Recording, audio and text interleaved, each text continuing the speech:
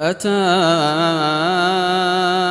أمر الله فلا تستعجلوه سبحانه وتعالى عما يشركون ينزل الملائكة بالروح من أمره على من يشاء من عباده أن أنذروا أنه لا إله إلا أنا فاتقون خلق السماوات والأرض بالحق تعالى عما يشركون خلق الإنسان من نطفة فإذا هو خصيم مبين والأنعام خلقها لكم فيها دفء ومنافع ومنها تأكلون ولكم فيها جمال حين تريحون وحين تسرحون وتحمل أثقالكم إلى بلد لم تكونوا بالغيه إلا بشق الأنفس إن ربكم لرؤوف رحيم والخيل والبغال والحمير لتركبوها وزينة ويخلق ما لا تعلمون وعلى الله قصد السبيل ومنها جائر ولو شاء لهداكم أجمعين هو الذي أنزل من السماء ماء لكم منه شراب ومنه شجر فيه تسيمون ينبت لكم به الزرع والزيتون والنخيل والأعناب ومن كل الثمرات إن في ذلك لآية لقوم يتفكرون وسخر لكم الليل والنهار والشمس والقمر والنجوم مسخرات بأمره إن في ذلك لآيات لقوم يعقلون وما ذرأ لكم في الأرض مختلفا ألوانه إن في ذلك لآية لقوم يذكرون وهو الذي سخر البحر لتأكلوا منه لحما طريا وتستخرجوا منه حلية تلبسونها وترى الفلك مواخر فيه ولتبتغوا من فضله ولعلكم تشكرون وألقى في الأرض رواسي أن تميد بكم وأنهارا وسبلا لعلكم تهتدون وعلامات وبالنجم هم يهتدون أفمن يخلق كمن لا يخلق أفلا تذكرون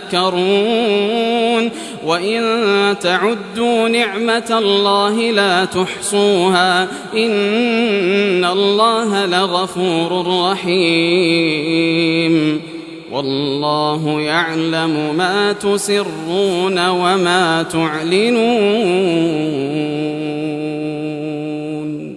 والذين يدعون من دون الله لا يخلقون شيئا وهم يخلقون أموات غير أحياء وما يشعرون أيان يبعثون إلهكم إله واحد فالذين لا يؤمنون بالآخرة قلوبهم منكرة وهم مستكبرون لا جرم أن الله يعلم ما يسرون وما يعلنون إنه لا يحب المستكبرين وإذا قيل لهم ماذا أنزل ربكم قالوا أساطير الأولين ليحملوا أوزارهم كاملة يوم القيامة ومن أوزار الذين يضلونهم بغير علم ألا ساء ما يزرون قد مكر الذين من قبلهم فأتى الله بنيانهم من القواعد فخر عليهم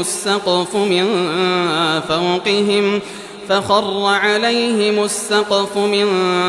فوقهم وأتاهم العذاب من حيث لا يشعرون ثم يوم القيامة يخزيهم ويقول أين شركائي الذين كنتم تشاقون فيهم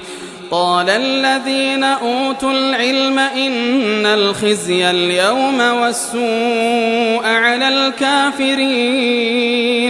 الذين تتوفاهم الملائكة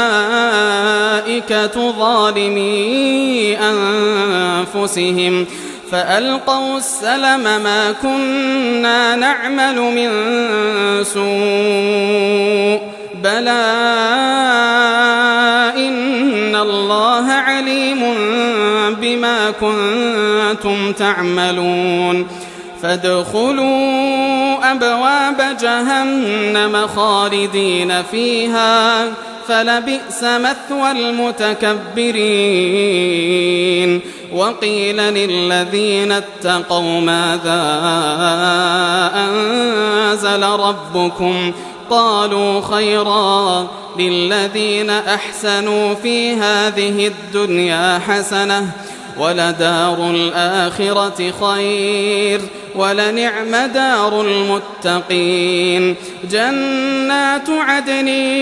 يدخلونها تجري من تحتها الأنهار لهم فيها ما يشاءون كذلك يجزي الله المتقين الذين تتوفاهم الملائكة طيبين يقولون سلام عليكم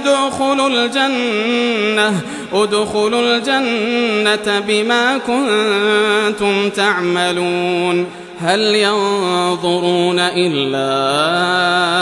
أن تأتيهم الملائكة أو يأتي أمر ربك كذلك فعل الذين من قبلهم وما ظلمهم الله ولكن كانوا أنفسهم يظلمون فأصابهم سيئات ما عملوا وحاق بهم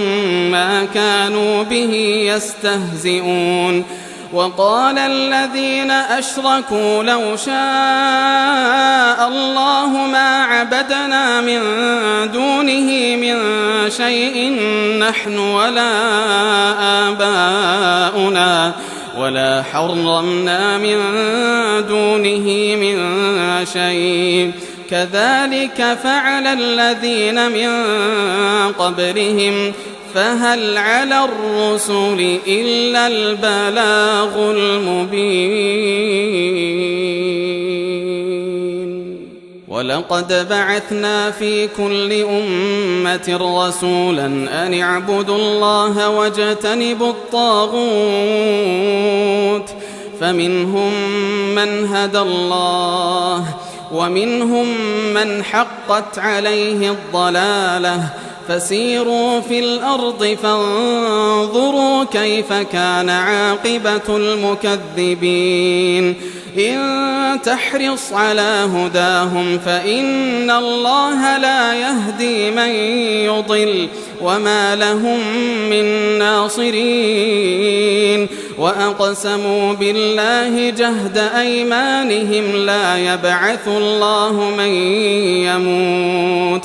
بلى وعدا عليه حقا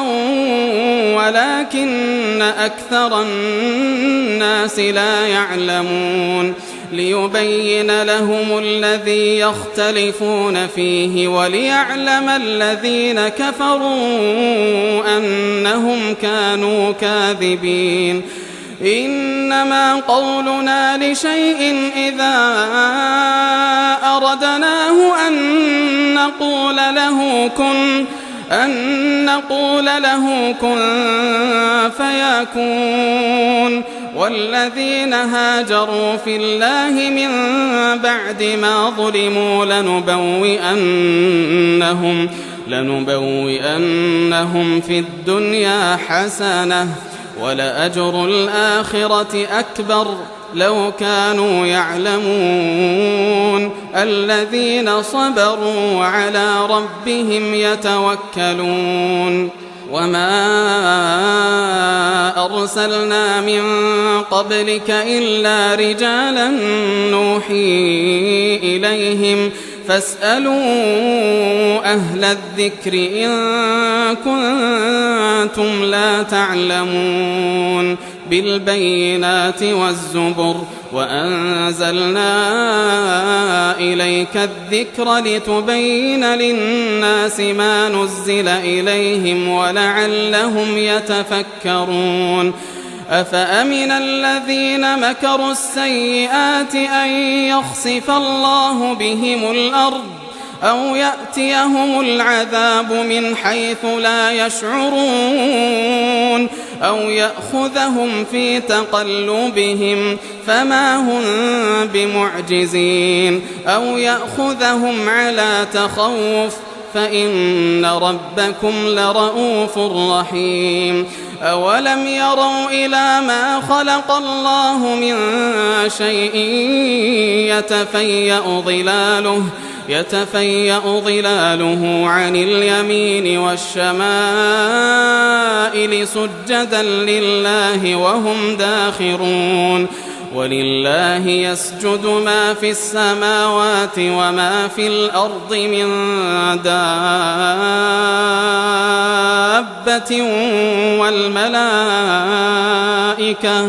والملائكة وهم لا يستكبرون يخافون ربهم من فوقهم ويفعلون ما يؤمرون وقال الله لا تتخذوا إلهين اثنين إنما هو إله واحد فإياي فارهبون وله ما في السماوات والأرض وله الدين واصبا أفغير الله تتقون وما بكم من نعمة فمن الله ثم إذا مسكم الضر فإليه تجأرون ثم إذا كشف الضر عنكم إذا فريق منكم بربهم يشركون ليكفروا بما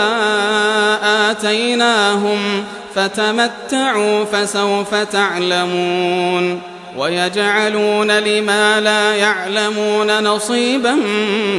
مما رزقناهم تالله لتسألن عما كنتم تفترون ويجعلون لله البنات سبحانه ولهم ما يشتهون وإذا بشر أحدهم بالأنثى ظل وجهه مسودا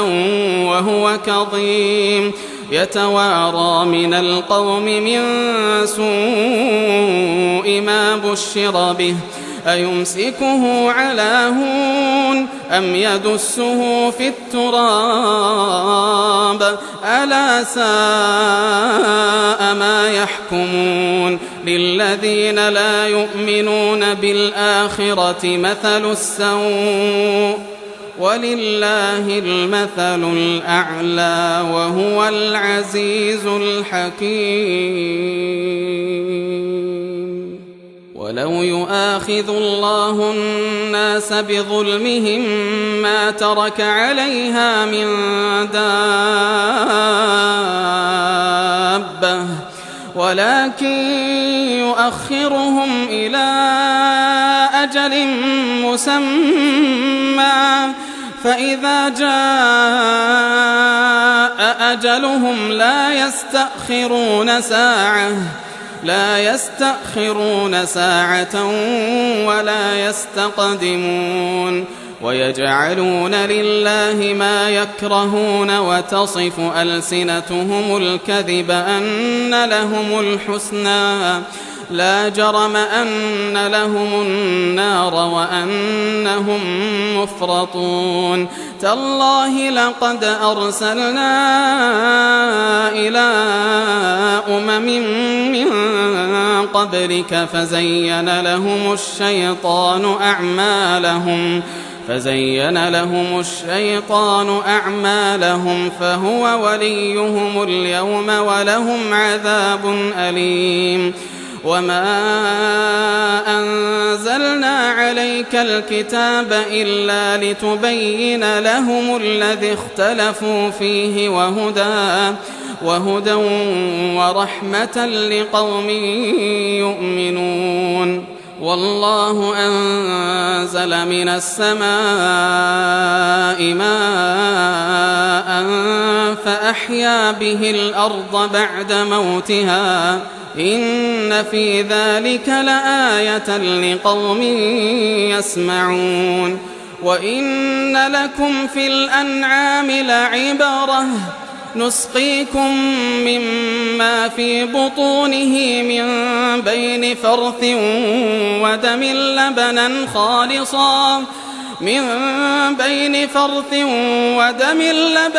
خالصا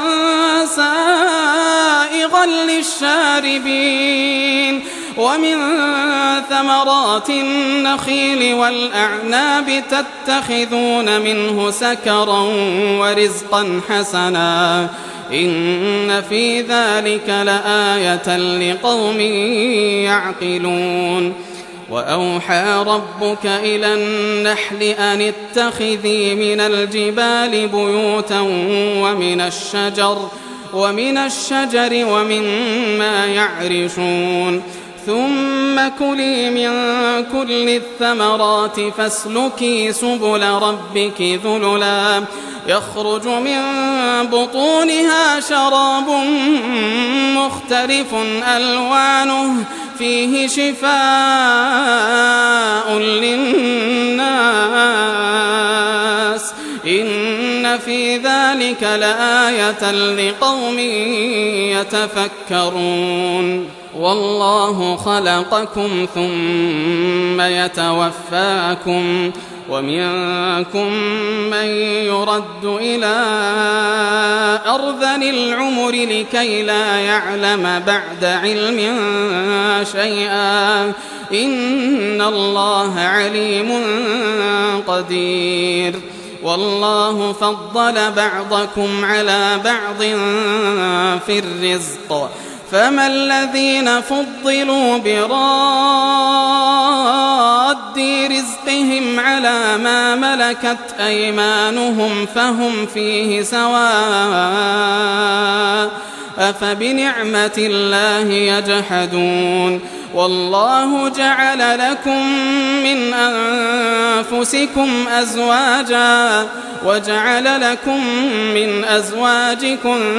بنين وحفدة ورزقكم من الطيبات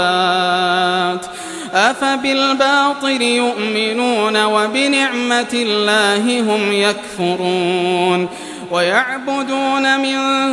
دون الله ما لا يملك لهم رزقا من السماوات والأرض شيئا ولا يستطيعون فلا تضربوا لله الأمثال إن الله يعلم وأنتم لا تعلمون ضرب الله مثلا عبدا مملوكا لا يقدر على شيء ومن رزقناه منا رزقا حسنا فهو ينفق منه سرا وجهرا هل يستوون الحمد لله بل أكثرهم لا يعلمون وضرب الله مثلا الرجلين أحدهما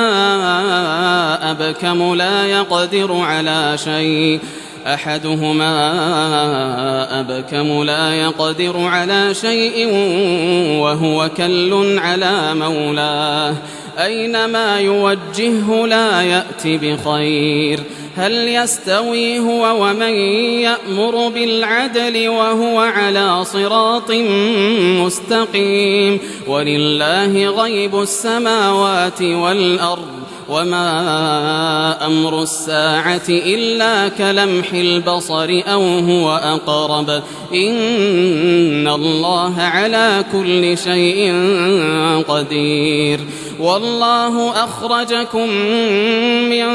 بطون أمهاتكم لا تعلمون شيئا وجعل لكم السمع والأبصار والأفئدة لعلكم تشكرون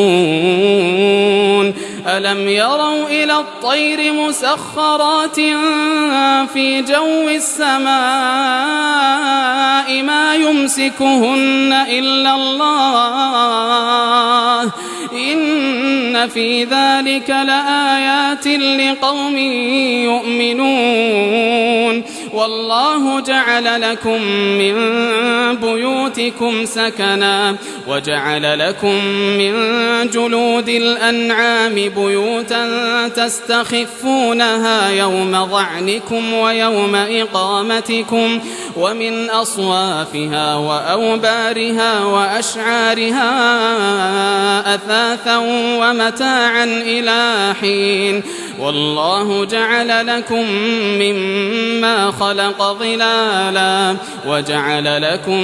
من الجبال أكنانا وجعل لكم سرابيل تقيكم الحر وسرابيل تقيكم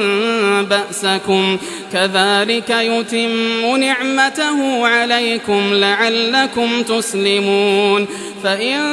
تولوا فإنما عليك البلاغ المبين يعرفون نعمة الله ثم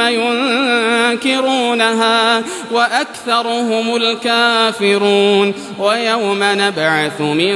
كل أمة شهيدا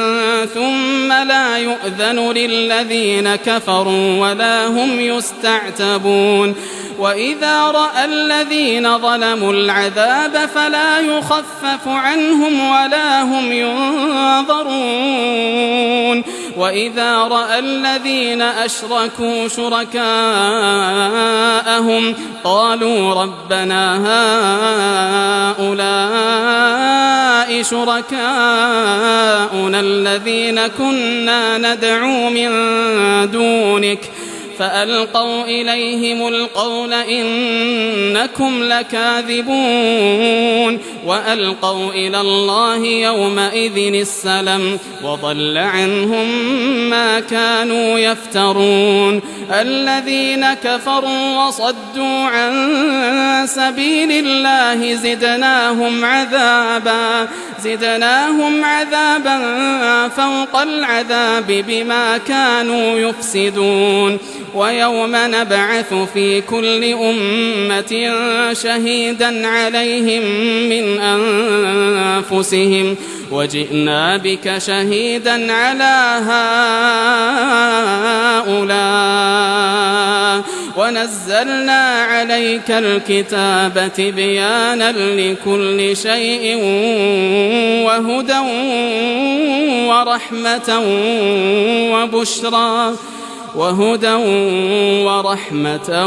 وبشرى للمسلمين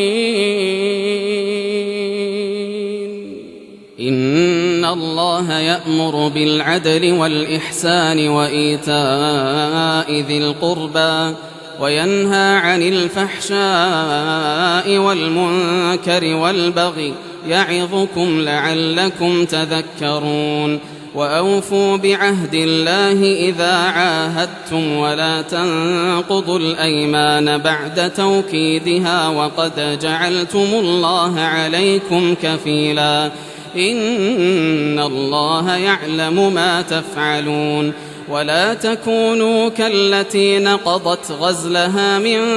بعد قوة أنكاثا تتخذون أيمانكم دخلا بينكم أن تكون أمة هي أربى من أمة إنما يبلوكم الله به وليبينن لكم يوم القيامة ما كنتم فيه تختلفون ولو شاء الله لجعلكم أمة واحدة ولكن يضل من يشاء ويهدي من يشاء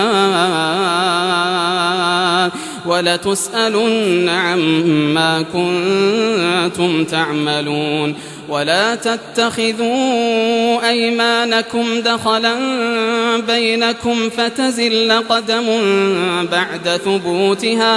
فتزل قدم بعد ثبوتها وتذوقوا السوء بما صددتم عن سبيل الله ولكم عذاب عظيم ولا تشتروا بعهد الله ثمنا قليلا إنما عند الله هو خير لكم إن كنتم تعلمون ما عندكم ينفد وما عند الله باق ولنجزين الذين صبروا أجرهم بأحسن ما كانوا يعملون من عمل صالحا من ذكر أو أنثى وهو مؤمن فلنحيينه حياة طيبة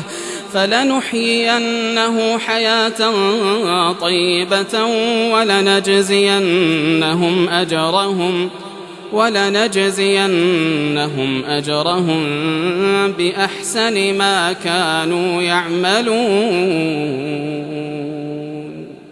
فإذا قرأت القرآن فاستعذ بالله من الشيطان الرجيم إنه ليس له سلطان على الذين آمنوا وعلى ربهم يتوكلون إنما سلطانه على الذين يتولونه والذين هم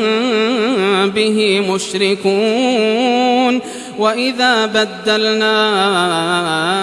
آية مكان آية والله أعلم بما ينزل قالوا إنما أنت مفتر بل أكثرهم لا يعلمون قل نزله روح القدس من ربك بالحق ليثبت الذين آمنوا وهدى وبشرى للمسلمين ولقد نعلم أنهم يقولون إنما يعلمه بشر لسان الذي يلحدون إليه أعجمي وهذا لسان عربي مبين إن الذين لا يؤمنون بآيات الله لا يهديهم الله ولهم عذاب أليم إنما يفتري الكذب الذين لا يؤمنون بآيات الله وأولئك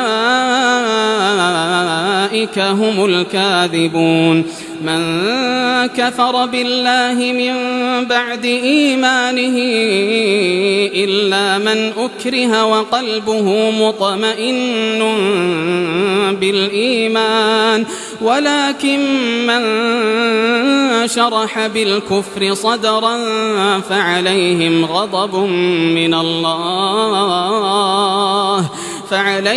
غضب من الله ولهم عذاب عظيم ذلك بأنهم استحبوا الحياة الدنيا على الآخرة وأن الله لا يهدي القوم الكافرين. أولئك الذين طبع الله على قلوبهم وسمعهم وأبصارهم وأولئك هم الغافلون. لا جرم أنهم في الآخرة هم الخاسرون. ثم إن ربك للذين هاجروا من بعد ما فتنوا ثم جاهدوا وصبروا إن ربك من بعدها لغفور رحيم. يوم تأتي كل نفس تجادل عن نفسها وتوفى كل نفس ما عملت وهم لا يظلمون. وضرب الله مثلا قرية كانت آمنة مطمئنة يأتيها رزقها رغدا من كل مكان فكفرت بأنعم الله فأذاقها الله لباس الجوع والخوف بما كانوا يصنعون. ولقد جاءهم رسول منهم فكذبوه فأخذهم العذاب وهم ظالمون. فكلوا مما رزقكم الله حلالا طيبا واشكروا نعمة الله إن كنتم إياه تعبدون. إنما حرم عليكم الميتة والدم ولحم الخنزير وما أهل لغير الله به فمن اضطر غير باغ ولا عاد فإن الله غفور رحيم. ولا تقولوا لما تصف ألسنتكم الكذب هذا حلال وهذا حرام لتفتروا على الله الكذب إن الذين يفترون على الله الكذب لا يفلحون. متاع قليل ولهم عذاب أليم. وعلى الذين هادوا حرمنا ما قصصنا عليك من قبل وما ظلمناهم ولكن كانوا أنفسهم يظلمون. ثم إن ربك للذين عملوا السوء بجهالة ثم تابوا من بعد ذلك وأصلحوا إن ربك من بعدها لغفور رحيم.